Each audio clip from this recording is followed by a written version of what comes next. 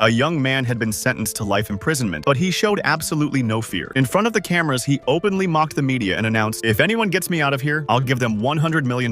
Those words lit the city on fire. This news was live, Yishu, and people were watching. The moment people heard it, everyone, from gangsters to businessmen, even inmates sitting in the jail, went crazy trying to free him. This was no ordinary criminal. He was the biggest drug lord in the Middle East, with billions at his disposal. That same day, the police planned to move him to a federal prison. But just a little way down the road, their escort cars suddenly stopped. Two policemen pulled him out of the car and quickly they took over the driver's seat. Even those police officers were tempted by the $100 million reward and wanted to free him. One of them went inside, uncuffed the man, and they started to get out of the vehicle. A SWAT officer passing by saw them and immediately opened fire. One shot dropped the first policeman instantly. When the second officer rushed to save his partner, he too was killed a few moments later. Now the drug lord had no way out. They hurriedly shoved him back into a squad car and the driver floored it, smashing through a barricade and trying to flee, but they didn't get far. Other cops recaptured him. Things were getting dangerous. His bounty had set the entire underworld ablaze, and the police were afraid things would spiral further out of control. So they changed the plan. This time, the transfer would be by helicopter with an armored convoy. As the helicopter approached the building, a large number of people had already gathered to free him. They attacked the chopper immediately. All the officers on board tried to take cover. The pilot fought desperately to keep control, but the aircraft began to tip. Then someone fired another shot at it. Uncontrolled, the helicopter crashed to the ground and exploded.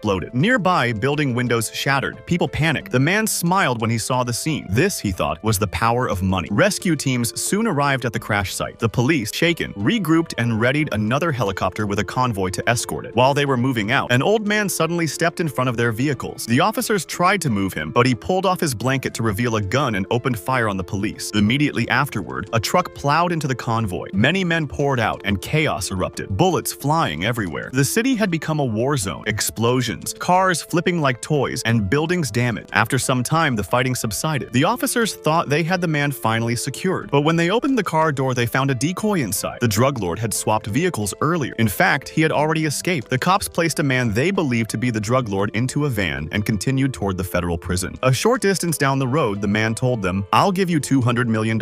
Each of you will get $66 million. One officer scoffed, not even with overtime, and another let out a small laugh, as if the money still wasn't enough. Inside the van, the mood was tense and different. Before the man could say more, the driver slammed on the brakes and stopped the vehicle. At once, the driver pointed a gun at his own teammate.